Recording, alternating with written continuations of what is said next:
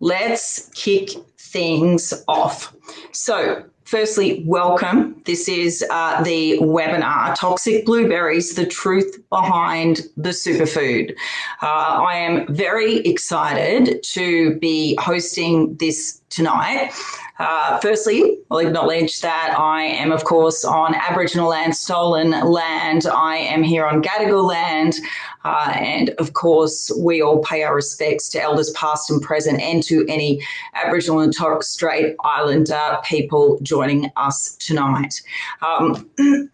Also, now somebody said sound not loud. I'm assuming I'm coming across okay to most people, though. Maybe turn your sound is okay. Thank you very much, Murray. Okay, we usually do for these things as well. Say hi, say where you're from, what First Nations land you are zooming in from, and we will kick things off. I'm very excited to introduce our fabulous panel as well. We have quite a number of speakers tonight. We're going to be fast and furious as we always do. This goes from 6:30 to 7:30, but we have a little bit of overtime just in case, because I tell you what, this issue about blueberries and the berry industry, let's be fair, the wider kind of intensive horticulture industry, particularly on the mid-north coast, is shocking. Just a few weeks ago, probably a couple of months ago now, actually, I visited the mid-north coast. I've done so a couple of times in the last few months, and I met with quite a few locals who just told me what was going on. Firstly, I know a lot of you probably are joining from the mid-north coast. I can see some of you are. And you know just the scale of expansion, the white netting, the plastic polytunneling, from one side of the valley to the other almost, the mid-north coast is being covered by intensive blueberry farms. Not only that, because I'm the water spokesperson for the Greens, people were contacting me about pesticides in the water and in our Solitary Island Marine Park. And of course, now we know in the blueberries themselves. So we've got experts tonight to talk about all of that. So I am going to give you a quick overview of each of those illegal land clearing. Yes, exactly. It's horrendous what is going on with this industry because it's hardly regulated at all. And we'll get to that. All right, the incredible panelists that we have. Let's go. I'll introduce them all. Then they'll start. I'll give like roughly 5-minute speech each. As usual for this, pop your questions in the Q&A box. I know there's always a really dynamic chat going on in the chat, but if you want, let's formalise it, pop it in the Q&A, and we try our very best to answer everybody's questions. And I know you are going to have a lot of them. Okay, our first one is David Jones. Now, David is a Nambucca Greens councillor. Everybody, when I mention your name, give a little wave, but the name is on the screen as well. That's what makes Zoom so easy. David is an Nambucca Greens councillor for almost 8 years and has been involved in local government for over, don't know how that happened, but has been involved in local government for over 20 years. David's got a background teaching politics, history and economics in New South Wales, Victoria and in China. David's passionate about addressing the environmental challenges that Nambucca Valley faces. Next is Raewyn Macky. Raewyn, I know a lot of you on the mid-north coast, if you've been working on blueberries industry, you're going to know a bunch of these people, including Raewyn. A well-travelled Kiwi who ended up in Australia and never left. Raewyn's now settled in the Nambucca Valley with her partner Marcel and dog Tui, who I have met and is big and beautiful and adorable, by the way. Raewyn has a massive blueberry farm across from her organic fruit and veggie garden. Raewyn was a founding member of the Nambucca Environment Network, and that formed in response to the growing berry farm problem. Raewyn, which I'm sure she'll talk about, but she's had to step back recently because of the ongoing stress of going up against the berry industry. Then we have the wonderful Luby Simson, Nambucca Valley councillor and farmer who arrived in Australia with her parents as a refugee from the Czech Republic in the Prague Spring. Luby studied at the ANU, specialising as a cancer immunologist, focused on plant-based therapeutics. Since moving to Congarini in 2019, Luby and her partner established a small-scale regenerative beef grazing and horticultural business focused on local bush foods. Luby is committed to supporting sustainability and stewardship of all the resources within the Nambucca Valley. Then we have Marc Percival, Marc, is a registered horticulturalist and has taught horticulture-related courses at TAFE for decades. He's also treasurer of the Australian Institute of Horticulture. He lives in Bowraville on the mid-north coast. Marc is our expert tonight on pesticide use and the impacts that they are having on the community and, of course, on our precious environment, including our waterways. And Sue Higginson, my wonderful colleague, fabulous Greens MP, who is a farmer as well as a public interest environment and planning lawyer. We all need a Sue Higginson on all of the webinars and public forums and meetings we ever do on an environmental issue, and we've got her tonight. So that's exciting. Okay, everybody. And hi, thank you so much for all of you putting in your incredible hellos from all of the countries that you are tuning in from. And by countries, I mean obviously Gumbaynggirr country. We need, obviously, there's a few people from Bundjalung, as well as Gadigal land, Dharawal. Thank you so much. Great to see you all here. All right, let's get straight into it. I feel like I'm running a game show or something tonight. Let's go. First question. No, we've got our 5 minutes first. We go to Councillor David Jones, who's been working on this issue for some time. David, over to you to give you 5 minutes. Thank you, Kate. Thank you. And I'd also like to recognise that I'm on Gumbaynggirr land, and it's a great privilege to be here. I've been here 12 years and came from Bendigo, where I was on the council down there. One of the things that I really want to emphasise tonight, and I'm going to say the loud bits out, the quiet bits out loud. We've just seen with David Pocock getting kicked off the, incredibly, Captain of Australia, etc., being kicked off the Federal Sporting Club or whatever it's called, because it's a lobby group. And this is the part I really want to focus on, explaining how it's been as a councillor for the last 9 years with this process, because it started way, way back before 2017.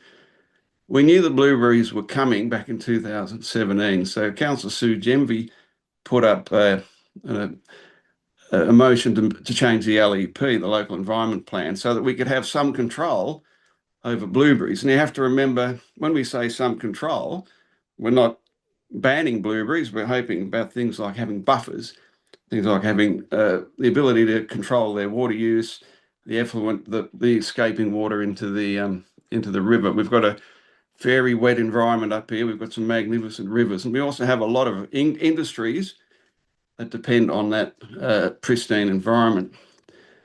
So as a councillor, the thing that really struck me about it right from the very beginning was that there was a very coordinated and cohesive group of interest groups, lobby groups, National Farmers Federation, the Blueberry Growers, obviously, National Party. And this manifested on council when this first motion went up. There was this amazing reaction where we were going to ban macadamias, we were going to ban blackberries, we were going to ban grapes. It was this exaggeration, if you like. So as the process went on, and it went on for about 18 months before we actually got the LEP to vote on, we'd have the councillors, some of them who may or may not have been National Party members, sort of changing it this month. It would come before council and they'd have an amendment. We'd go off to a committee and we'd do it all again. And the whole time this was happening, you could feel the pressure building from these interest groups, from these pressure groups behind the scenes. And they move behind the scenes. And this is what we know. This is how they operate. So when that started back in 2016, 2017, there weren't many blueberry farms in the Nambucca Valley, and that was the whole idea of getting some control, some modicum of control around buffers. Buffers in particular, the big one for me, houses, waterways, riparian zones, all those sort of sensitive areas where there really should be buffers when we're dealing with really industrial scale well, they call it agriculture, but it's different to your average cow out the backyard munching a bit of grass. And I think we all recognise that. So fast forward, we actually, there was a couple of them missed a meeting, and coincidentally, we got the amendment up, or we got the motion up. 2 weeks later, they've rescinded it. And during that process, that's when we had people from the Blueberries Association coming to speak to us. We had people from the National Farmers Federation coming to speak to us. So we knew that there was a great deal of pushback, because it wasn't just about Nambucca. This was right up the mid-north coast from Grafton right down to certainly Kempsey, but probably further than that. This issue is really, really live. So they didn't want to have any chink in the armour. The mantra right to farm came out right from the start. When we first put it up, all the macadamia growers turned up. It really had nothing to do with them, but again, they had been, whipped into a frenzy to come and oppose us because we were going to ban macadamia farms. So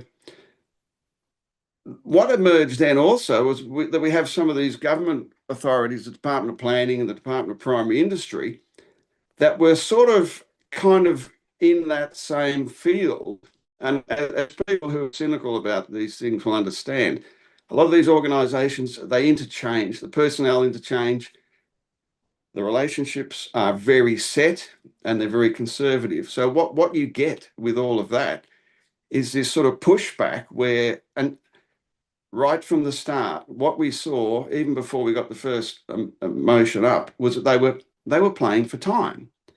And they've won, because in 2025, we are still in a position where the Department of Planning, the Department of Primary Industry, is not allowing us to progress with an amendment. Now, we're still going to resubmit the amendment, but we keep coming up against, and we can only take the staff's words at face value, but I actually believe them, that the staff are saying that they keep asking us these questions.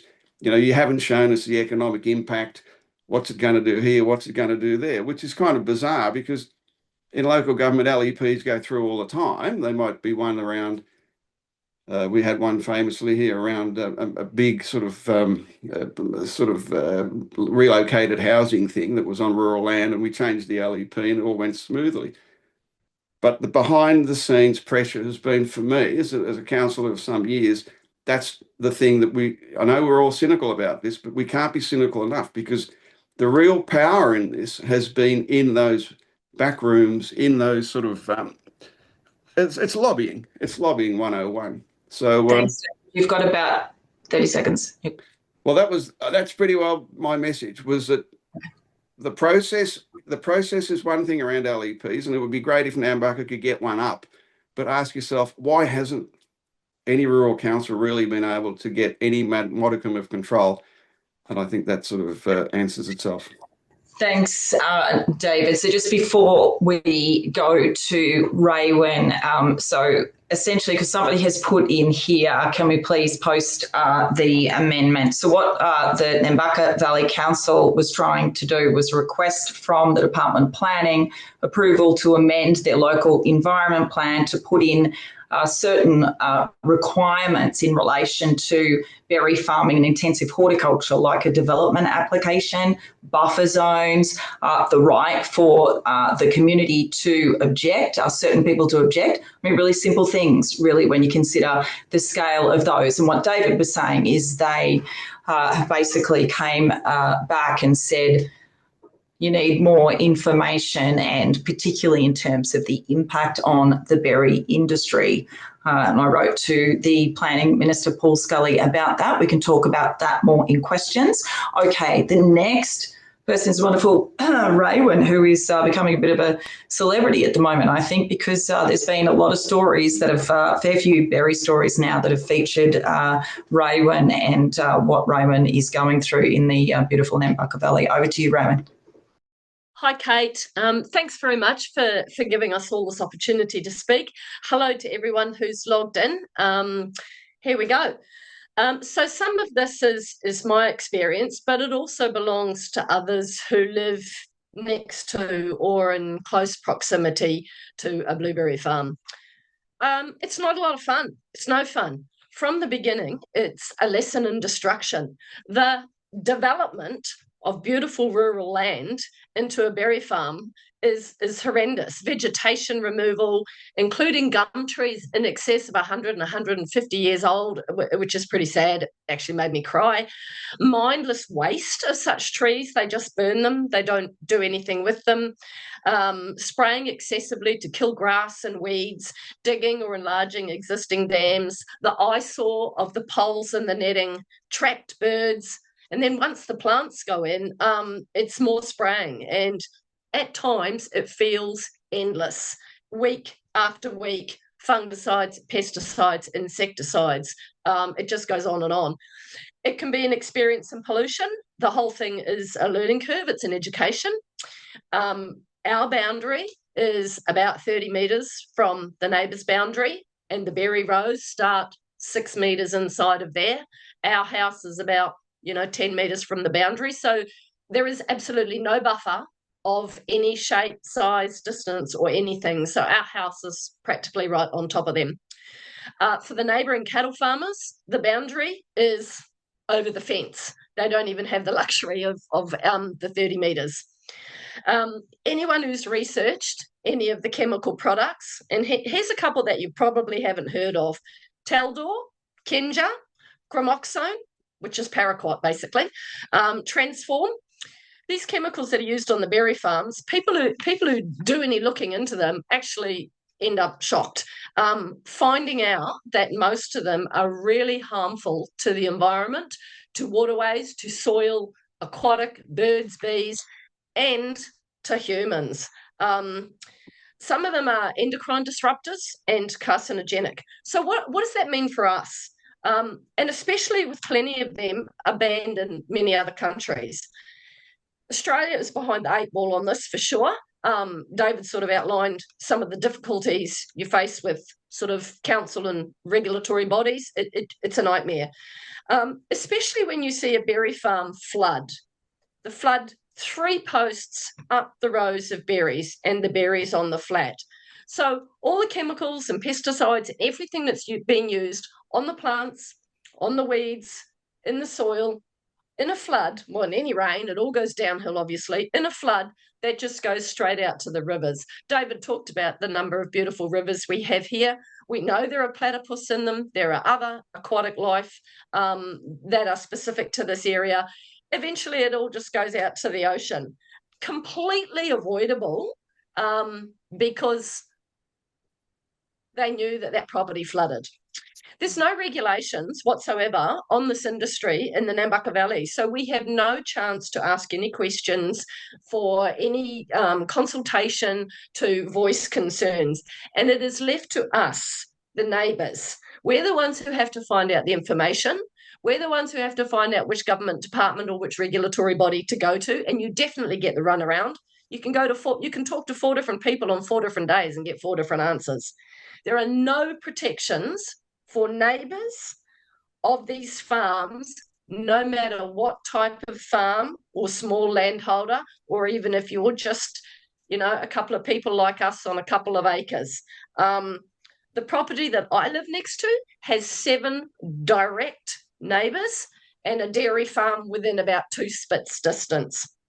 There's no buffer zones at all. And it is up to us. If we want a buffer, we have to plant it at our cost on our land, bearing in mind that I'll probably be dead by the time it grows big enough to protect anyone or anything.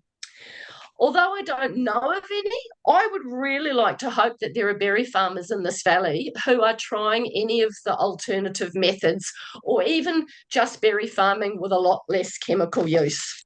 To what I witness and to what many mostly witness, there appears to be little to no stewardship of the land, and I cannot see the soil being usable in the future for farming, knowing what I know.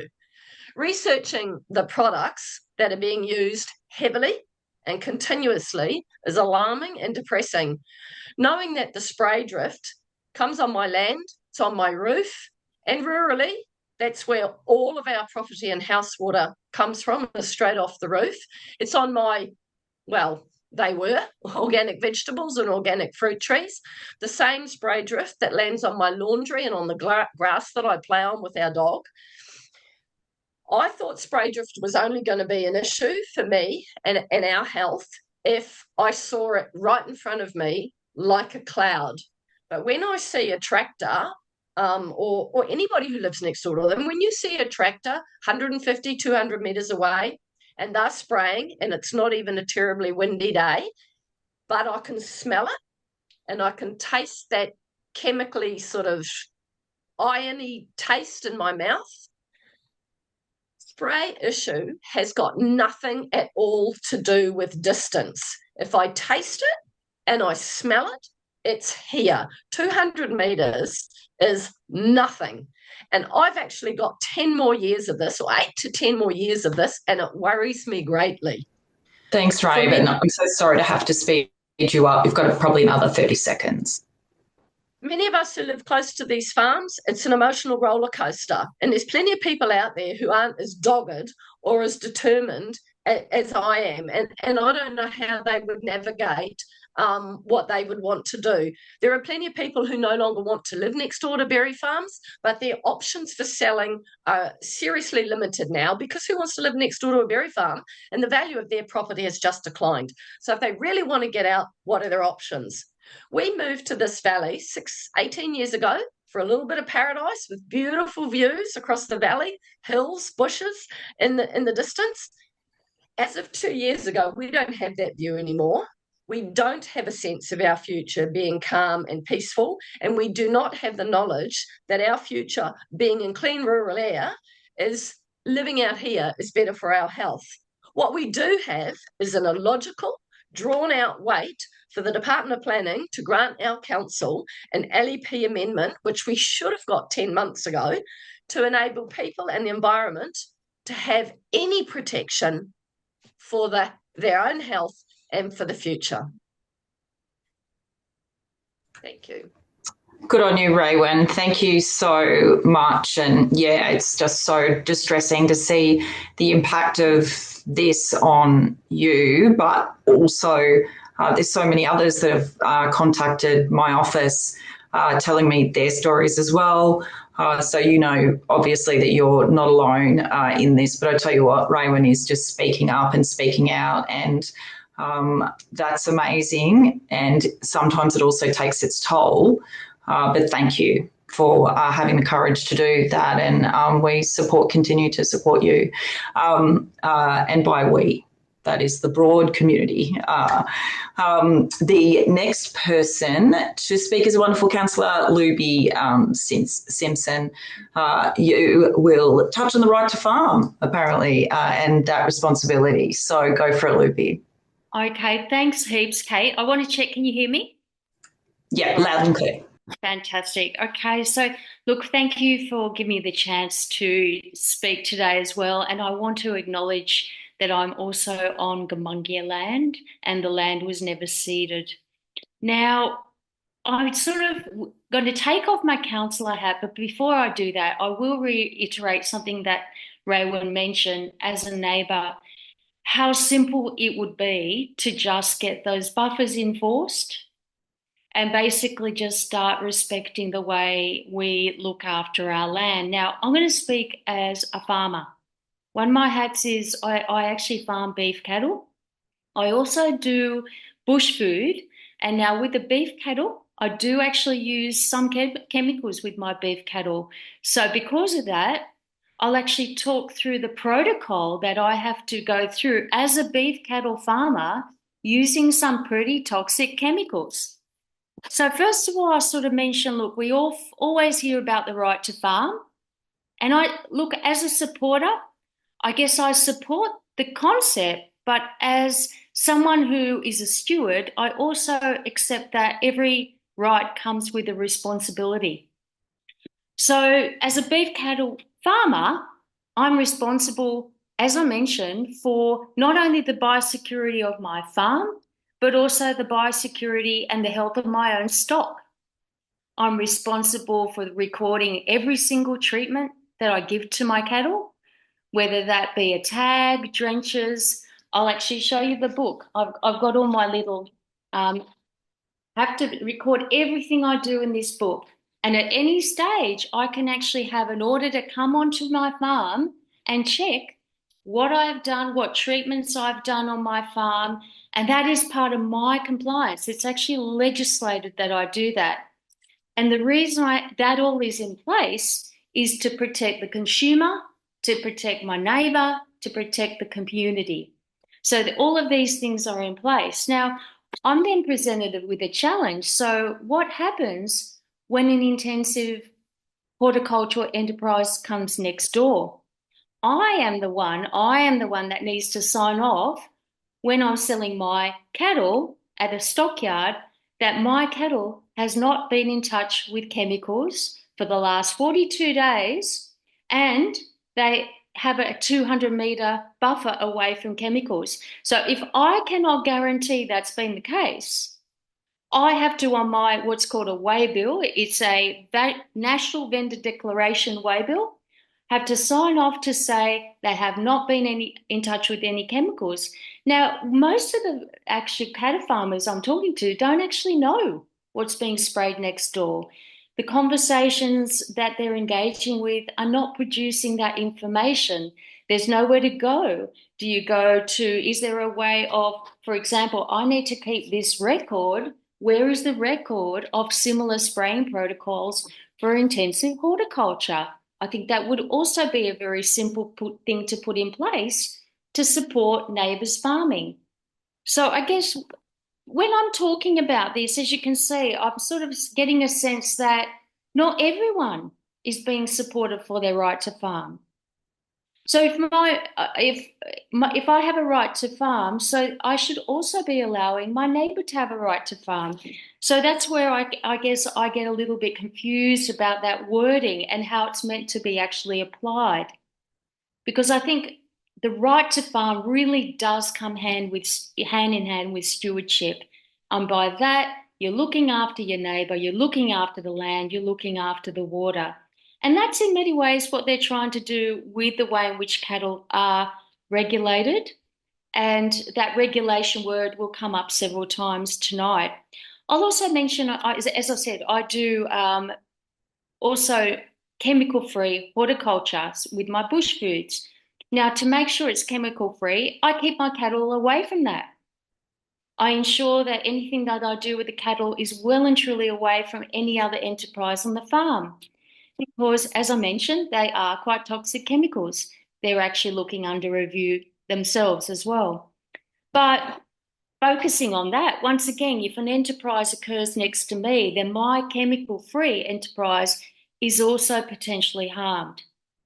Now, there are a lot of people like myself in the valley that essentially wish to farm in a stewardship way. And like myself, they're already doing that. A lot of them do that without even acknowledging that. And I think a lot of the narrative in this space has been saying, oh, but we need this and that for farming. Well, a lot of us are showing that's actually not the case. And I'll actually go into a little bit of a snippet of what I heard across the valley. I think a lot of people listening in today might remember the conversation last week around bees. Where are the bees? Where are the pollinators? Where are our busy, buzzy bees? Almost silence. And when I actually asked my friend, I like myself, as people know, I'm a scientist, so I am nerdy. So I asked my friend at CSIRO, who's a beekeeper and researches insects, what's going on with the bees? Well, the comment was, it's all the stresses. We're basically impacting on their habitat. This can be through agriculture, through housing. We've got climate change, through heat changes, through also floods. But then we've got the impact of the chemical load. We've got our pesticides, our herbicides, our fungicides. So those little bees are already so stressed that by the time the varroa might hit them, our population of bees was already under the hammer. That's a reality. About 30 seconds, Luby. Thanks. Thank you, Kate. So, yeah, look, I just want to reiterate that I think there's a lot of willingness in our valley, across the Mid-North Coast and across Australia to farm with more stewardship. A lot of people are already doing it. And I think what we're trying to do here is enable everyone to be able to farm in a way that promotes that. Everyone to be able to farm safely, protect the environment, protect the people, protect our land and water. That's all we're asking. Thanks, Kate. Good on you, Luby. Thank you so much. That was great. We'll go quickly to Mark and Sue. The questions are coming in thick and fast. And can I say, I think there's something on this Zoom where it's not allowing people to react to other people's comments. I'm sorry about that. But because I was going to thumbs up a few of them and respond, but we will get to some of the questions in the chat as well. But it's great to see a lot of farmers, oyster farmers, beef cattle, people who are growing, we're trying to grow blueberries organically. So thank you so much for joining. This is a really interesting conversation. Let's get to Mark. Yes, let's get to Mark to talk about chemicals. And I'll note, before we do, Jane Bremer joining us from Toxic Free Australia, WA. Thanks for joining us, Jane. You've done so much work on this issue, and yes, it's because of a captured regulator. Australia has so many issues with the way in which we regulate pesticides and chemicals. We're years behind so many other countries. Mark, we will go to you now. Over to you. Hi, I'm Marc Percival. I've been a horticulturist since 1982. I studied at Ryde School of Horticulture, and I also studied up at COFS as a diploma of agriculture study there. I've taught at Ryde School of Horticulture. I've taught at Coffs Harbour as well, not just horticulture, but management subjects and also the chemical user course. Now, this is the course you have to do to be allowed to actually commercially apply chemicals. And the stresses on that course are all about using the least toxic chemical possible and making sure you do no harm. And harm can be physical, it can be mental, it can be environmental. And these issues come under the Pesticides Act. There's a $500,000 fine for individuals that have been caught, that's a maximum fine, and a $2 million fine for corporations.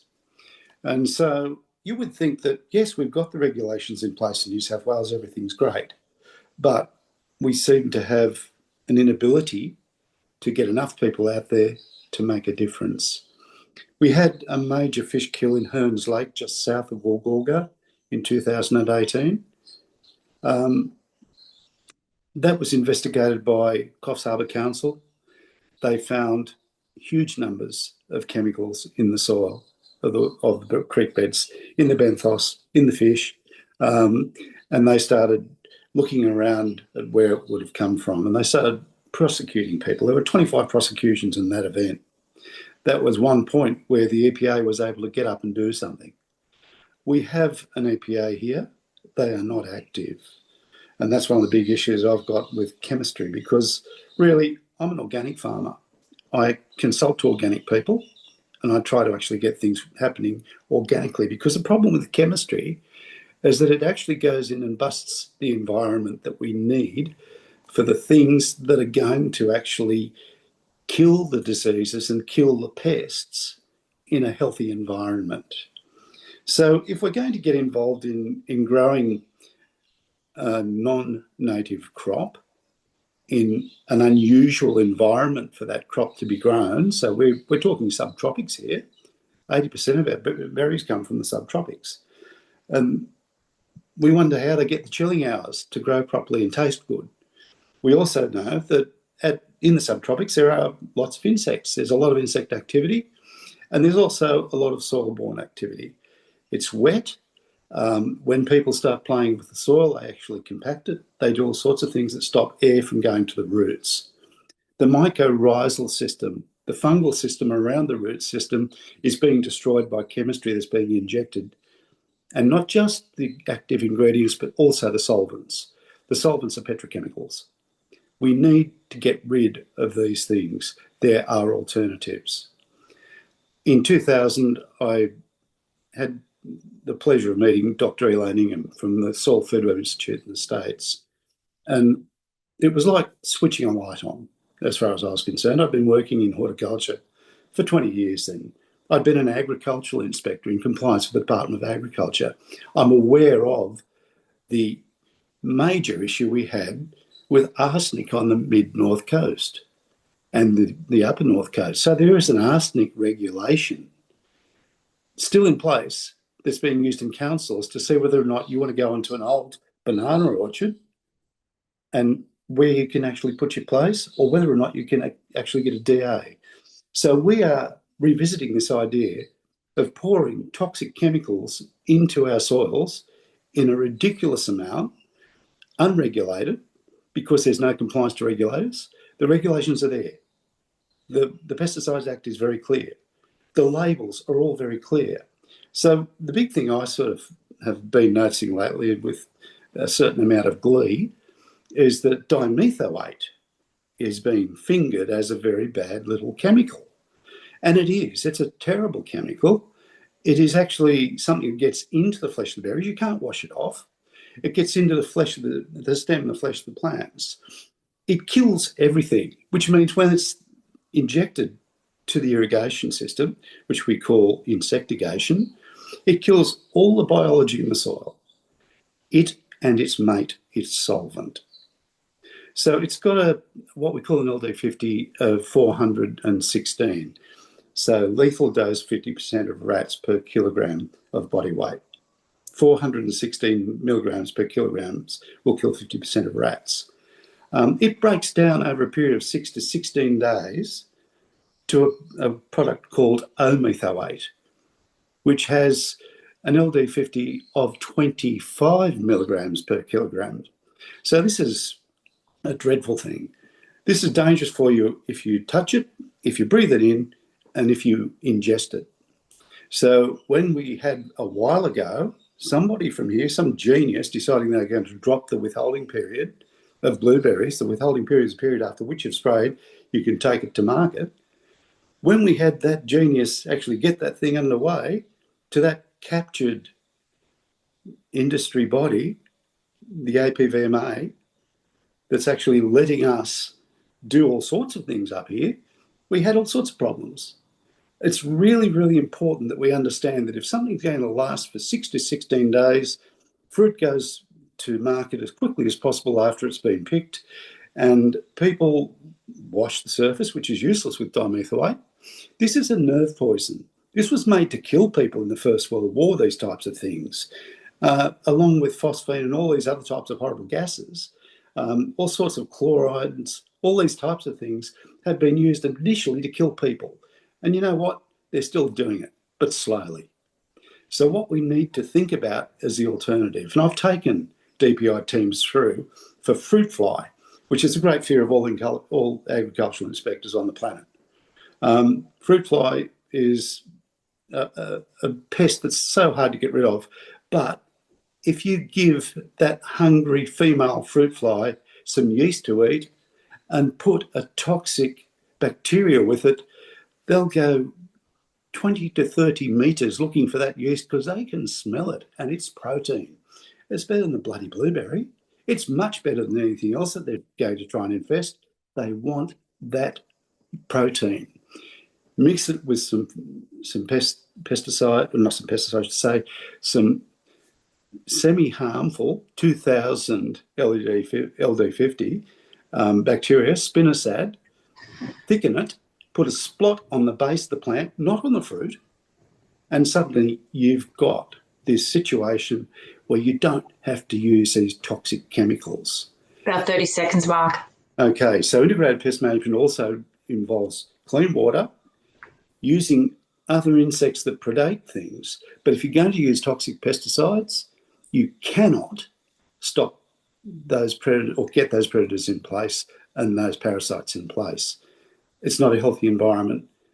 Those poisons destroy soil health, your health, and atmospheric health. Thanks, Mark. Gosh, I tell you, it is really hard to stop these people because, as in, I don't want to, because the information that you're all giving is just so wonderful.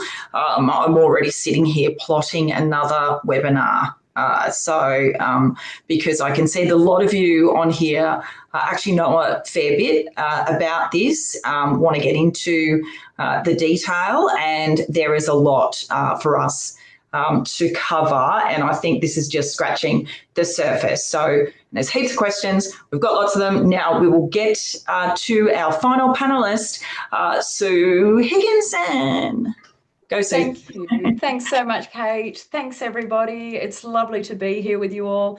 There are so many things to say, and thanks all of you for your brilliant contributions. It certainly sets the dire reality that we are living in, that is blueberries. And the fact is, this system that we are living in is no accident. It is completely done by design. Unfortunately, that's the way it is. I'm just going to drop there in the chat. There are 3 current non-regulatory actual instruments that supposedly govern the blueberry industry. It's all self-regulated, basically. They're codes of practices. Even the EPA's document, which is from 2017, is literally just an industry guidance fact sheet and an LLS guide on how you can do better when it comes to erosion and sediment control. The reality is we just need proper, good, thorough regulation. And I say this as a farmer, as a lawyer, as an MP. We know that, for example, Bellingen Council tried in 2017 to do exactly what Nambucca is trying to do now. They drafted an amendment to their LEP to define what is exempt blueberry development. And if those criteria are not fulfilled, then of course you have to lodge a development application. And like Kate said at the very outset, that would require genuine, proper, thorough, independent environmental assessment and conditions on how you get to undertake your development. And I think it's really important that we do refer to blueberries now as it is horticultural development. It's no longer just growing blueberries. The nature of the entire industry is so different from what we once described as horticulture or what we talk about when we talk about agriculture. And there just is no genuine, proper environmental, social protection for communities or the environment. It is done by design. I know David touched on it now that Nambucca has been trying to get some regulation through the LEP, some control to be able to get some sensible outcomes to protect the environment and protect communities. The industry, the influence comes in. Well, we've seen this persistently and pervasively through the entire regulatory system. In 2019, it really was John Barilaro who raced in the legislation about the right to farm. And I mean, it is absurd. And I know Luby was talking about this. We've really got to stop the nonsense of this right to exploit land, the rights of humans to do what their pursuits of exploitation are of the land, because there's a bunch of reasons for this. And one is we just have to accept that the resilience in our landscapes has diminished radically through the overexploitation of natural resources time and time and time because of this absolute absence of law and, dare I say it, law and order. What we're talking about is regulation in this space. And if we had good regulation, then we wouldn't have lost so much resilience in our landscapes. And what I mean by that is biodiversity, the birds, the bees, and the clean waterways, and those carbon-rich, healthy soils that are surrounded by native vegetation that is continuing to provide those ecosystem services that we need so much as farmers.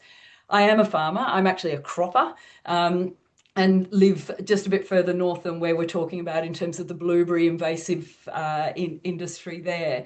I'm at the head of the Richmond floodplain. And, you know, the way we farm, like so many farmers, and there are so many good farmers and land managers out there that do take their farming so much more as, you know, almost like a a responsibility, an obligation to do good, to manage land in a way that is based on those stewardship principles. And let's get to the nub of blueberries, to generate and produce a product that is really good, it is healthy, something we can take massive pride in.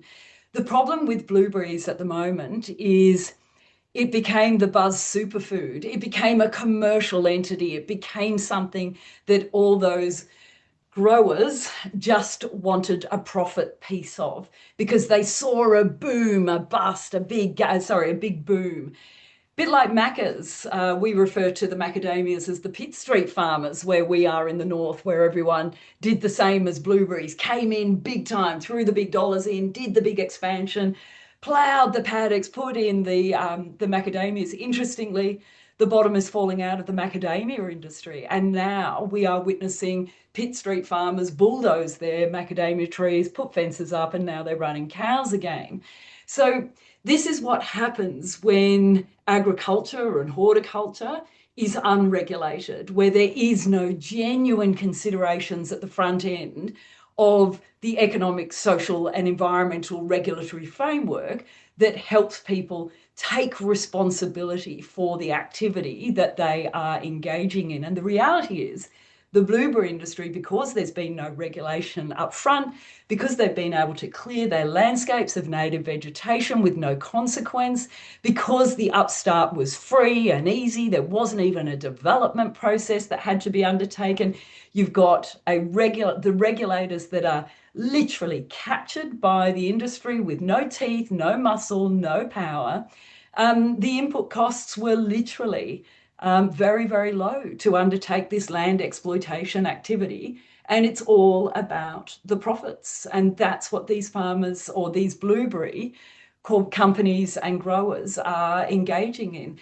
I am sure there are some blueberry farmers that are trying to do better than others. But the reality is the bottom line and the baseline is incredibly, incredibly low, and there is no mechanism to drive that higher.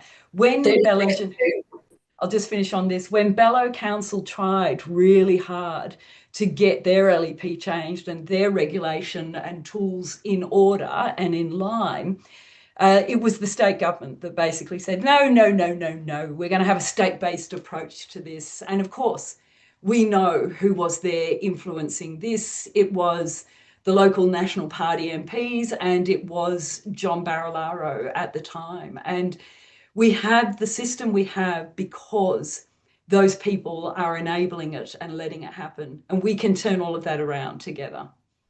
Thanks, Kate. Thanks, Sue. Thanks so much, everybody. Fantastic. So let's get straight to questions. And can I just say how great the emojis are flying over the screen? Like, they're kind of distracting. I couldn't work out, are they distracting or great? But ultimately they're great because there's all the little bees. The bees are Sue. Sue's got birds.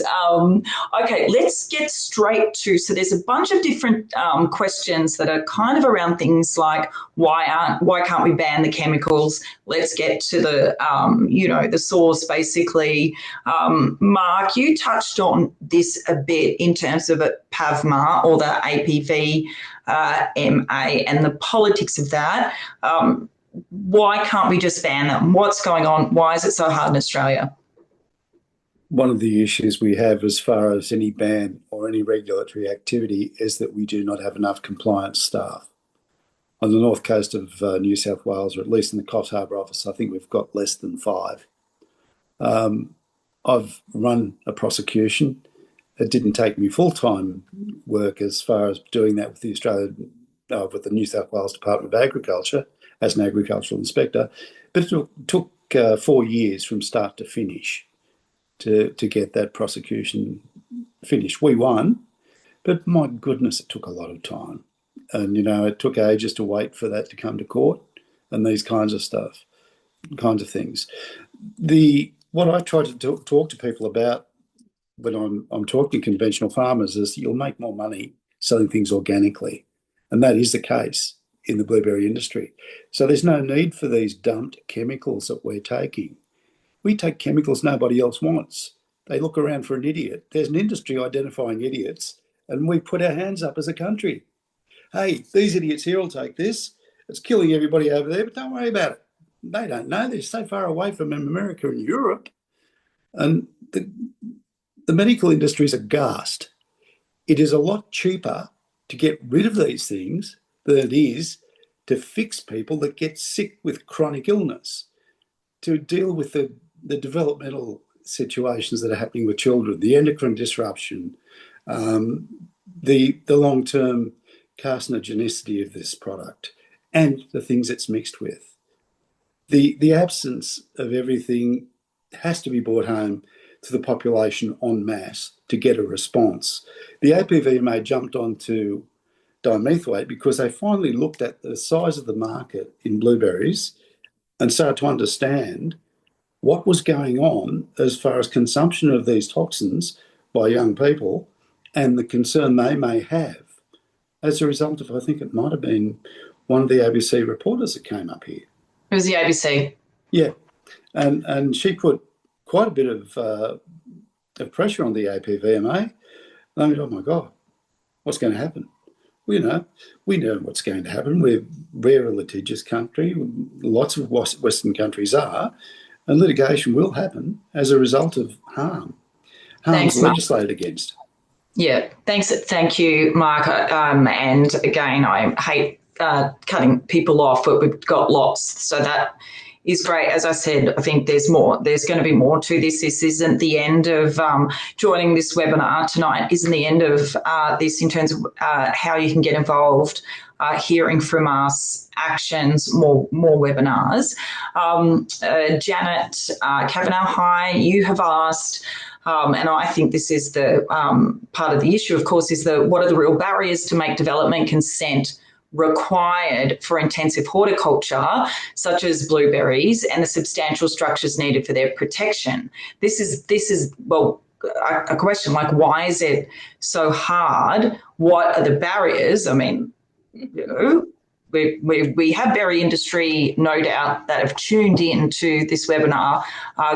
Organic berries, as I said, and possibly others. So let's be slightly careful in our responses. But what are the real barriers? Who wants to jump at that? Luby, are you? Oh, Raewyn. Raewyn's ready. I'm happy to start, Kate. Oh, yeah. Look, I'm happy to start. And when you were going through that question, because I'm actually not checking, I actually don't understand it. I'm going to be quite frank, because I think it's such a simple solution but it's not just that solution, because that's around that local update of the local environment plan. We're looking at providing those buffers. Mark talked to basically putting in pest management system. There's some really simple ways that you can create what could be an industry at risk to something that's actually producing quite well, and something the consumer would actually want to have. So going back to the initial question though, around the boundaries, I really don't quite understand what the issue is for the state government and why it has been pushed back by the local proponents that did not support our proposal, because it just really does support everyone's ability to farm effectively in our valley, to provide for the food security, to support water security, all of that. Maybe someone has a better way of understanding, why are we big, other than the reasons we've given already as to, we know why it's been blocked, but what is the reason? I don't think that the reason being given to us at council is strong enough to suggest that it should have been pushed back. That's my personal, honest opinion. Thank you, Luby, because there's a number of different questions in here. Maybe Sue, there's questions such as, what about amending the SEP? There's questions such as, can legislation be changed to how many acres can be cleared for blueberry farmers?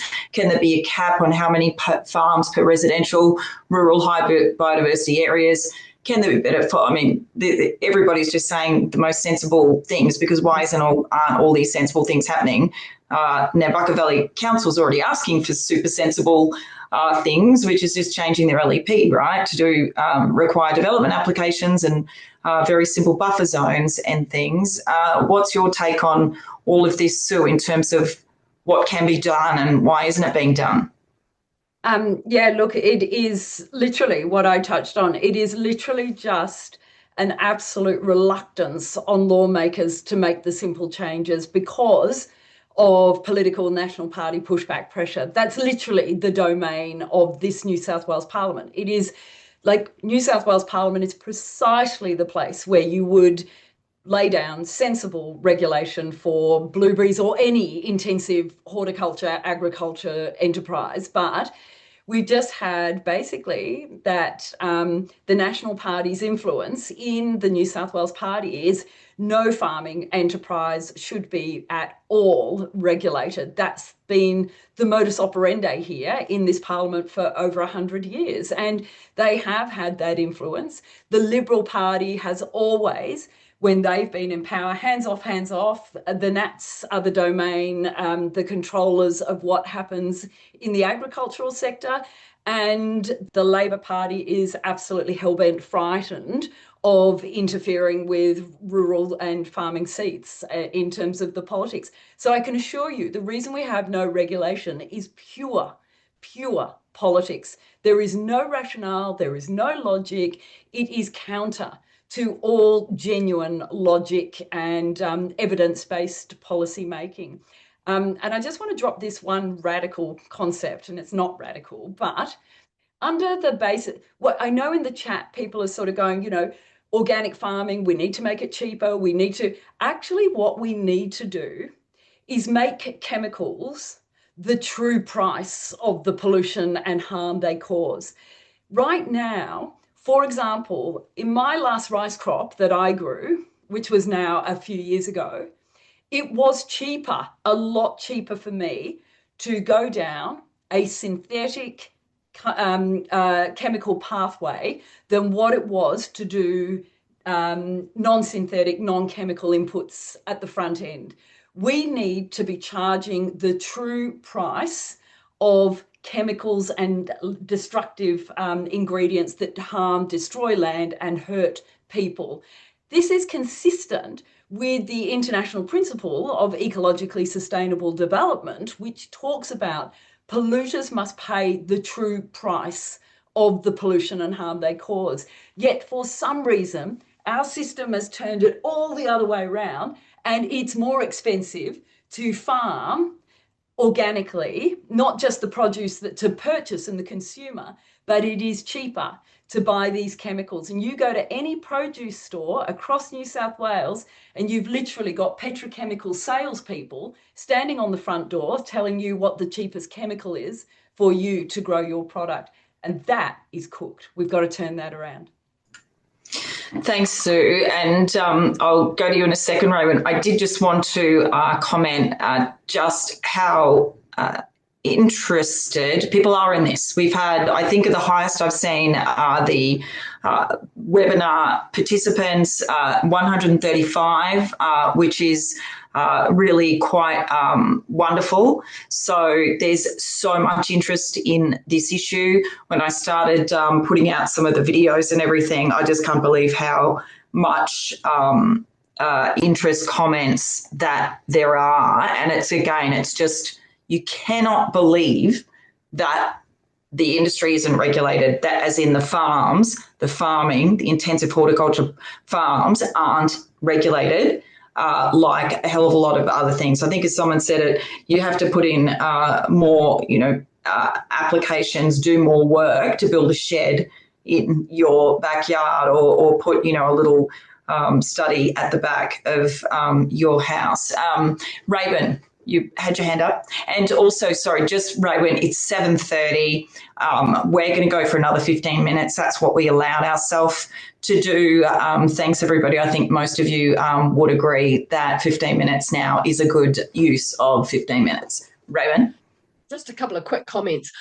Look, and I hope the Nambucca Environment Network group don't mind me saying this, I'm going to say we're all in line with Luby. We totally don't understand.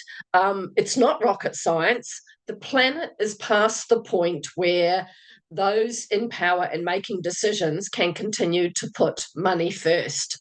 On the other side of things, some of these farmers or all of these farmers could ask for advice. For example, they could go to local land services and say, hey, I've bought this farm. What trees am I allowed to cut down? Am I allowed to cut any down? But from what we see, there isn't any asking questions first. So it's not all just the powers that be. There is a little bit of onus on everybody. In terms of the powers that be, there needs to be clarification of definition of terms. I can't tell you how we struggled with some of the terms in the LEP, and myself and other NEN members, we contacted various regulatory bodies and government departments, couldn't even get a definition on some of the things we were after. What considered an ancillary structure, for example. So that's just my comments. Thanks, Raewyn. And I will note that a couple of people have asked about the eating the berries. So there's some questions around, is it just blueberries? No, because raspberries are farmed a lot as well in the mid-north coast, aren't they? Slightly different type of tunnelling. And other question is, the obvious question is it safe to buy blueberries from Coles or Woolies? Now, Marc, do you have the lowdown on the testing of the food and vegetables, which, by the way, fruit and vegetables is appallingly under regulated. And in fact, doesn't happen much at all, according to a researcher I spoke to the other day. Marc, what's your take on that? Look, I got in touch with Fresh Care last week and I asked what the testing regime was. And for testing to work properly in a regulatory situation, it needs to be done by people that are independent from the farm, that turn up when the crop is about to be sent out and when we know they're likely to have been spent or sprayed, I should say. The farmers themselves collect produce once a year and are allowed to actually then go under the Fresh Care label as far as residue level testing is concerned. And that is a completely inept system as far as testing is concerned. In any industry, there has to be an external body to do the testing independently to actually say that this is going to be a good system and give the industry credibility. That's the most important thing for the industry. They have to have marketing cred. Now, I don't buy non-organic blueberries because I've heard other things from other people that were going to be panellists here that have seen levels of nitrogen 80 or 90 times the amount they should have been, and also vastly increased levels of some things like dimethoate, chlorpyrifos, maltodextrin, and some of those other organophosphates that scare the life out of me. So, you won't get me buying them until they change their techniques. And I'm all along wanting to help them do that, but I want to see them change their techniques and deal with their effluent. And the effluent is the thing that's killing the fisheries industry as well, and the oysters. Yeah, thanks, Marc, for mentioning that. I was just about to mention that as well, because I can see that we've got at least one or two people from the, James Ford. I think you've been commenting, James, as a oyster farmer. Thanks for tuning in.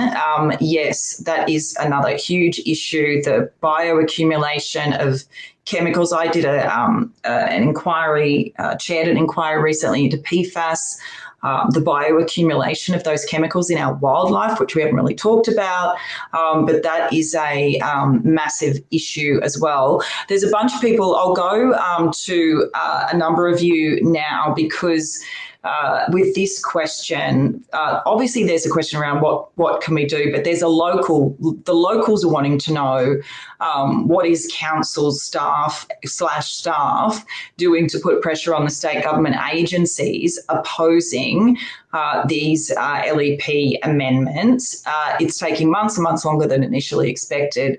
What can concerned Nambucca Valley residents do to keep the pressure up? So David and Luby, I'll throw to you. I'll go to you first, David. Yeah, thank you for that question. I mean, the community have really driven this. I mean, after 2017, when we lost that initial process with the previous council, the last council election was basically run on blueberries and these sort of environmental issues. And that was a massive change. I mean, the people who were pro-action on blueberries won that election quite solidly, even though I won't bore you with the details. But continuing the pressure, I mean, I was chatting to Luby the other day, and I think what we will do as councillors is just push the amendment, the redone amendment, just back at the state government, because that's really all we can do, is just keep throwing it back at the Department of Planning and the Department of Primary Industry and the state government department and saying, this is what we local government, this is what we want, this is what the community want. I think that's all we can do, because it's just stalled at the moment. I think the staff are genuine, but I think we're just going to have to push them to put it back up. So that's my take. Good on you, David. Thank you, Luby. Yeah, look, I will add a few things. I think that probably some of the gaps that we had previously we need to address. For example, you mentioned we had an oyster grower online. We need to reach out and get feedback and input from all our farming stakeholders and basically make sure that we very clearly articulate the impact on other industries in the valley. I think we can do that better. I also think that, and that's where the community voice is really important. I think we do need to learn from that. I do think we need to keep being positive, because I do believe that if we provide enough details on the pros of putting up the basic changes that we're looking for in the LEP versus the cons that are coming out from the industry, we're trying to basically support that industry, because it would be good in our valley to have a viable industry, but also importantly, making sure it's not a monoculture and we retain all our other farming enterprises as well. Thanks, Luby. That's both of you. That is great. I'll notice there's quite a few, again, very good comments and suggestions coming in. I do just want to focus on a couple of those now as we wrap things up. Firstly, people are talking about petitions. I was hoping that we were going to have something ready tonight to be able to put into the chat, which is a petition to Paul Scully, the Planning Minister, about this. It will be ready tomorrow or the next day for us to email everybody who attended, as well as a much bigger list, and for you to circulate. They're under pressure. He's being asked about this in press conferences. I asked him about the issue in budget estimates, which is where we get to ask the minister questions. I showed him a map of one of the farms that I visited when I was in the Nambucca Valley, with all of the blueberries like 20 metres from someone's backyard, and he was kind of shocked at that. So we'll send that petition out. Importantly, if you have any stories about this industry, please reach out. I have people contacting, so you can contact me. We'll put my email address in the chat for everybody, but you can also just look online. I have had people contact me about illegal clearing going on, spray drifts that are spraying that's happening deliberately late Friday afternoon, so that when the EPA is called, they can't come out, there's no evidence until the next week, and then they don't do it. Somebody mentioned in the chat as well about living next door to accommodation where they are housing the workers. There's been some stories about potential modern slavery links, allegations questions in the industry as well. We haven't even touched on that, but I know that if you live on the mid-north coast and have been focused or watching what's been going on and people are talking, you're probably aware that there's real concerns about that as well. And I would say if any of the, for example, it was John, wasn't it, the oyster farmer, please feel free to reach out and get in touch about the water quality issues as well. If you reach out, it's not for me, it could be for Sue, we can assist. Bob Phelps from Gene Ethics, hi, thank you so much for joining. You have put some good comments in as well, including, and I understand that you would be focused on looking at what can happen at the federal level with these pesticides. You've said that the APVMA is having a review now, as Marc has mentioned, in terms of dimethyl weight. I think this campaign, in terms of these pesticides and chemicals, because people are becoming aware, is only building. I mean, really, the focus on blueberries has only really come about the last couple of months, and there's a lot of interest now, which is very good. People, Dane Pratsky, hi, you've said, is there a complete list of chemicals of concern available? We can put out a email to all of you who have attended, the people who responded, and with basically the main questions that you've asked. And if there's fact sheets, if there's petitions, if there's actions, we'll send it out to you. I do think we need to do another webinar with some chemical experts and potentially look at what we can do federally. That is for sure. There's so many other questions. I am going to go to everybody very quickly to see if there's one last thing you wanted to add, just about giving people, next steps. What can you do? Just a last final message, and I'll start with you, Sue, because you're used to this. Look, two very quick final points. One, this one is just an alert. The new chief of the APVMA, the chief executive officer who was appointed in July last year, is the former head of New South Wales Department of Primary Industries, who stopped the regulation of the blueberries industry through Nambucca and Bellow. So just a sign of how these regulators do move through revolving doors.